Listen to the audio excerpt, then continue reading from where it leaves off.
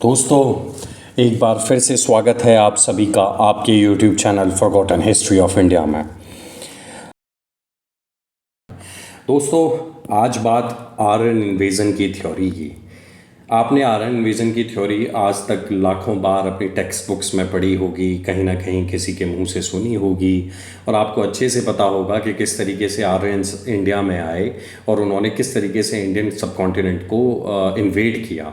ठीक है, ये सारी थ्योरीज आपने कहीं ना कहीं या तो अपनी एनसीईआरटी की टेक्स्ट बुक्स में पढ़ी हैं या आपने कहीं ना कहीं हिस्ट्री के लेक्चर्स में ये थ्योरी जो है वो पढ़ी ही है।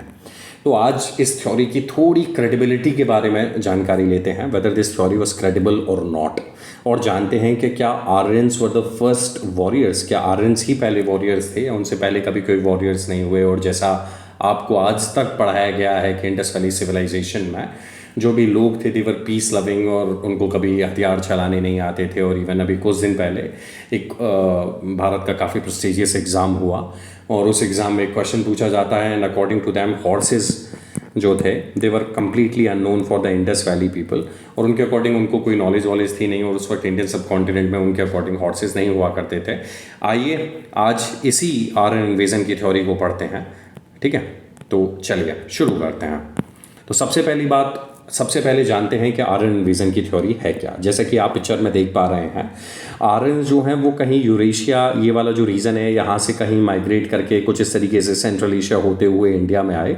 और इंडिया में उस वक्त, जैसे कि आप सभी को पता है कि that was an a time जब आपकी इंडस वैली सिविलाइजेशन जो थी वो अपने डाउनफॉल पर थी। और इंडस वैली सिविलाइजेशन का जब डाउनफॉल हो रहा था उसके काफ़ी सारे हिस्टोरियंस काफ़ी सारे आपको रीजंस देते हैं, जैसे कि कोई नेचुरल कैलामिटी हुई या कोई और भी रीज़न रहा जिसकी वजह से इंडस वैली सिविलाइजेशन जो थी उसका डाउनफॉल हुआ। इसके अलावा एक और थ्योरी दी जाती है, that was Aryan invasion theory. और उनके अकॉर्डिंग क्या था कि इस तरीके से रथ पे और घोड़े लेकर आर्यंस आए, एंड आर्यंस और द वॉरियर क्लास, और आर्यंस जो थे उन्होंने यहाँ पे आके इन्वेड कर दिया पूरे तरीके से। और ये सारा कुछ आपको यहाँ पे दिखा हुआ मिल जाएगा। और इवन जो लैंग्वेजेस भी हैं उनके बारे में भी ये कहा जाता है, जैसे आपने पढ़ा होगा कि मातृ से बन गया मदर और पितृ से बन गया फादर।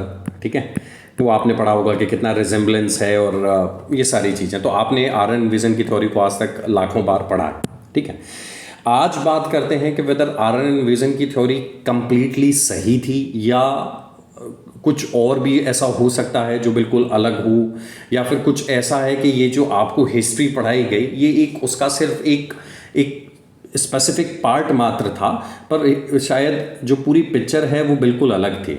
ठीक है, तो हुआ ये कि अभी कुछ दिन पहले ही कुछ हिस्टोरियंस थे, उन्होंने क्या किया, इस आर्यन इन्वेजन की थ्योरी के ऊपर क्वेश्चन मार्क लगाने चालू करे कि भाई ये आर्यन इन्वेजन की थ्योरी जो है वो शायद गलत हो सकती है, क्योंकि ऐसा नहीं था कि इंडियंस जो थे, not Indians at the time, जो इंडस वैली सिविलाइजेशंस के नेटिव थे, दे वर पीस लविंग। भाई पीस लविंग ठीक है, बट ऐसा नहीं था कि आर्यंस आए, आर्यन से उन्हें मारा और यहाँ उनको तो बिल्कुल कुछ अपने आप को डिफेंड करना भी नहीं आता था और वो सब नहीं आता था। देखो, उसमें मैं कुछ आपको लॉजिकल कुछ उसकी एक्सप्लेनेशन देने की कोशिश करता हूँ। देखिए, पहले तो आप ये जानिए कि आर्यन इन्वेजन की थ्योरी में आपने सभी ने पढ़ा होगा, जब आपने इंडस वैली सिविलाइजेशन पढ़ी होगी, कि सिटाडेल्स हुआ करते थे, है ना। तो सिटाडेल्स हुआ करते थे, तो आपने अपर सिटाडेल पढ़े हैं, लोअर सिटाडेल आपने 100% पढ़े हैं, है ना। आपने पढ़ा है कि किस तरीके से एक अपर पार्ट होता था, एक लोअर पार्ट होता था। इसके अलावा आपने भी ये भी पढ़ा है कि अपर और लोअर पार्ट के जो भी चारों तरफ एक बाउंड्री वॉल हुआ करती थी, है ना। और बाउंड्री वॉल का काम क्या होता था, टू डिफेंड देमसेल्फ। अब एक बात तो मेरे और आप सबके समझ में आ रही है कि they are trying to defend themselves. अब भाई जब व्यक्ति जब खुद को डिफेंड करना जानता है तो कहीं ना कहीं वो ऑफेंसिव भी होगा। अगर आप पूरे तरीके से किसी व्यक्ति को डिफेंसिव मानो तो वो शायद कंप्लीटली ठीक है भी नहीं। अच्छा, अब ऐसा क्या हुआ जिसकी वजह से आर्यन इन्वेजन की थ्योरी को बहुत ज़्यादा क्षति पहुंची, और फिर इसके बाद हुआ क्या। अभी कुछ दिन पहले सादिकपुर एक जगह है, सादिकपुर सनौली एक जगह है। इसके अलावा जैसे अभी हिस्ट्री टीवी पे एक टीवी सीरीज़ भी आई थी, द सीक्रेट्स ऑफ सनौली, ठीक है ना। और मैं रिकमेंड करूँगा जितने भी मेरे व्यूअर्स हैं कि सीक्रेट्स ऑफ सनौली भैया प्लीज़ जाकर आप लोग एक बार प्लीज़ देखें, है ना। वहाँ पे क्या होता है, वहाँ पे मनोज वाजपेयी ने उसे नरेट किया है। It is a very very interesting thing. हुआ क्या, जब सादिकपुर बागपत में है 2020 में ऐसे नहीं है कि एक्सकेवेशन अभी से चल रहे हैं, एक्सकेवेशन तो वे बैक इन टाइम 2005 से ही एक्सकेवेशन जो है बागपत में यहाँ पे हो रहे हैं, पर उन एक्सकेवेशंस के ऊपर इतना ध्यान दिया नहीं गया। अब होता ये है कि अभी पिछले साल 2020 में जब एक्सकेवेशंस हुए तो एक्सकेवेशंस में कुछ ऐसी चीज़ें मिल गई जो अकॉर्डिंग टू आवर हिस्टोरियंस, जो आप जिन्होंने आपकी एनसीईआरटी की बुक्स लिखी हैं और जिन्होंने आपको ये आर्यन इन्वेजन की थ्योरी दी थी, उनके अकॉर्डिंग तो ये था कि बिल्कुल कुछ भाई पीस लविंग थे और हमें तो कभी तलवार और हथियार चलाने नहीं आते थे। हुआ ये कि सादिकपुर सनौली में ये जो आप देख पा रहे हैं अपनी स्क्रीन पर, ये कॉपर की तलवारें मिल गई। ठीक है, इसके अलावा एरोज जो होते हैं उनकी जो आगे का जो पार्ट होता है वो भी मिल गया। इसके अलावा बहुत सारी बरियल साइट्स मिले हैं और उन सारे बरियल साइट्स में आपको ये कॉपर के वेपन्स मिले हैं, which is very much strange, क्योंकि अकॉर्डिंग टू आवर हिस्टोरियंस तो ऐसा था ही नहीं। इसके अलावा एक चैरियट मिला है, यानी रथ। ये देखो आप यहाँ पढ़ भी पा रहे होगे कि chariots have never been found in the Indian subcontinent before this excavation, अर्थात इस एक्सकेवेशन से पहले कभी चैरियट ही नहीं मिले। और ये मैं नहीं कह रहा, ये डॉक्टर संजय मंजुल कह रहे हैं, who was a director of the archaeological survey of India. अब आप सोच के देखिए कि एक तरफ तो आपकी हिस्ट्री की टेक्स्ट बुक में आप ये पढ़ते हैं कि इंडस वैली सिविलाइजेशन, और टाइम पीरियड देख लीजिए, वही टाइम पीरियड है जो ऑलमोस्ट इंडस वैली सिविलाइजेशन का था। भाई अगर इंडस वैली सिविलाइजेशन 2500 बीसी से 1500 बीसी के बीच में है, तो ये भी 2000 बीसी से 1800 बीसी के बीच में है।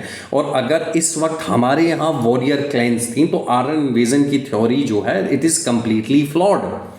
भैया अगर हमें ये सिखाया जाता है कि हमारे पीस लविंग लोग सिर्फ डिफेंस करना जानते थे, ऑफेंसिव नहीं थे, तो फिर ये तलवारें, ये एरोज और बहुत सारे, even you will be shocked कि विमेन वॉरियर्स के भी आपको ट्रेसेस मिले हैं।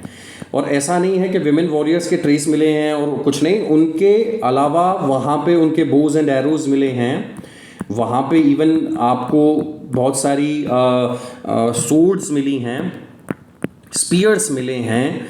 अब आप सोच के देखो कि ऐसा कैसे हो गया। अच्छा, इसका एक काउंटर व्यू लोग अक्सर अब हिस्टोरियंस आपको दे देते हैं कि नहीं, जो चैरियट मिला है वो चैरियट में ऐसा कहीं नहीं लिखा हुआ कि वो हॉर्स ड्रॉ नहीं होगा या बुल या कोई और भी उसको चला सकता है, जबकि ऐसा नहीं है। भाई देखो, उसमें ये है कि जब कुछ एक्सकेवेशन होता है या कुछ पाथ ब्रेकिंग डिस्कवरी होती है तो फिर उसमें हर कोई बोलना चालू कर देता, तो बस इट्स जस्ट बस बोलने वाली बात है। बाकी रियलिटी इज़ दिस कि ये जो सादिकपुर सनौली के एक्सकेवेशन हुए हैं उससे जो आर्यन इन्वेजन की नींव है वही धुंधली पड़ गई है। इसके अलावा अब आपके दिमाग में आ रहा होगा कि एक्चुअल में ऐसा क्या हुआ कि आर्यन इन्वेजन की थ्योरी, क्योंकि अगर आप देखोगे तो you will came to know कि जो आर्यन इन्वेजन की थ्योरी थी वो ब्रिटिशर्स ने दी थी, है ना। और ब्रिटिशर्स ने क्यों दी? देखिए सिंपल ये बात समझिए, ब्रिटिशर्स इंडिया में कहाँ से आए? ब्रिटिशर्स इंडिया में आए यूरोप से ऑब्वियसली। और जब यूरोप से इंडिया में आए तो ब्रिटिशर्स क्या करते हैं, ब्रिटिशर्स अपने राइट को, अपने जो यहाँ पे जो राज कर रहे थे उसको लेजिटिमेट बनाने के लिए व्हाट दे डिड, उन्होंने ये बोला कि नहीं भाई, हमारे और आपके तो एंसेस्टर्स जो थे दे वर सेम, और हम जो हैं वो सिविलाइज्ड हो गए और आप लोग जो हैं वो सिविलाइज्ड नहीं हुए। ठीक, बस यही फ़र्क हो गया। और बाकी अब ये हमारी जिम्मेदारी है, जो कि आपने वाइट मैन बर्डन एक बहुत बार एक ब्रिटिशर्स के मुंह से सुना होगा कि वाइट मैन बर्डन, वो हमें वाइट मैन बर्डन बोला करते थे। जो वाइट मैन बर्डन की थ्योरी थी ना, वो भी कहीं ना कहीं यहीं से आई। उन्होंने बोला भाई हमारी रिस्पॉन्सिबिलिटी बनती है कि आप लोगों को हम लोग सिविलाइज्ड बनाएं। ठीक है, तो कहीं ना कहीं अगर आप थोड़ा कॉमन सेंस लगाएंगे तो आप पाएंगे कि ब्रिटिशर्स ने अपने रूल को लेजिटिमाइज करने के लिए एक थ्योरी गढ़ दी और बता दिया कि भैया इंडियन सब कॉन्टिनेंट में तो कोई आपके वॉरियर क्लास थी नहीं, आर्यंस आए और आर्यंस ने पूरे तरीके से इन्वेड कर दिया। अच्छा, एक और बहुत एक सबसे इंपॉर्टेंट फैक्ट जो मैं आपको थ्रू आउट पूरी हिस्ट्री के लिए बता रहा हूँ, not for this Aryan invasion theory. देखिए ऐसा होता है कि जब इंसान अपने लाइफ में कुछ इंस्पिरेशन ढूंढता है तो यूजुअली वो इंस्पिरेशन अपनी हिस्ट्री से ही ढूंढता है ना। और हिस्ट्री में जब आपको इंस्पिरेशन दिखाई जाती है या पढ़ाई जाती है, और अगर मैं आपको हिस्ट्री में ये बताऊं कि नहीं भाई आपके जो एंसेस्टर्स थे वो तो डरपोक थे, वो कभी लड़े नहीं और लड़े तो कभी जीते नहीं, और कुछ इस तरीके का अगर मैं आपको चूरन चटाता हूं तो उसमें दिक्कत ये होती है कि आप कभी भी अपने ना तो केवल हिस्ट्री का रेस्पेक्ट करोगे और ना कभी अपने एंसेस्टर्स को काबिल समझोगे। उसकी वजह से जो भी आपके यहाँ अभी हो रहा है आप उसे एज इट इज़ एक्सेप्ट कर लोगे। ठीक। ठीक है। तो ये बात ब्रिटिशर्स आज से 200 साल पहले जानते थे, और ये जो थ्योरीज जो ब्रिटिशर्स ने दी और मिडिवल इंडिया का जो कचरा निकाला ब्रिटिशर्स ने, वो यही सोच के निकाला क्योंकि उन्हें पता था कि अगर मेजॉरिटी को आपने ये रियलाइज़ करा दिया कि वो लोग कैपेबल हैं और उनके एंसेस्टर्स पृथ्वीराज चौहान और महाराणा प्रताप जैसे वॉरियर्स और शिवाजी महाराज जैसे वॉरियर्स थे, तो वो फिर उन्हीं के रूल के लिए खतरनाक हो जाएगा।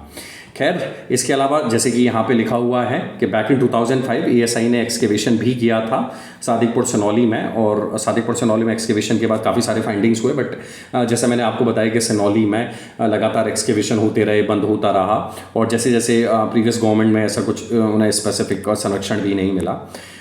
तो खैर, ये था पूरा आपको आर्यन इन्वेजन की थ्योरी कि किस तरीके से थी, एक्चुअल में क्या दी गई, इसका क्या एक काउंटर व्यू हो सकता है जो मैंने आपको दिया। तो अब मेरी आपसे एक ही रिक्वेस्ट है कि अगर आप जो भी सोचते हैं, अगर आपको लगता है इसके बारे में, जो भी आपके व्यूज़ हैं, तो वो प्लीज़ आप कमेंट सेक्शन में अपने व्यूज़ जो है वो ड्रॉप कीजिए। इसके अलावा अगर आपको हमारा वीडियो पसंद आया तो प्लीज़ चैनल को सब्सक्राइब कीजिए, वीडियो को लाइक कीजिए, और अपने फ्रेंड्स को जितना संभव हो सके शेयर कीजिए। Thank you very much. जय हिंद, जय भारत।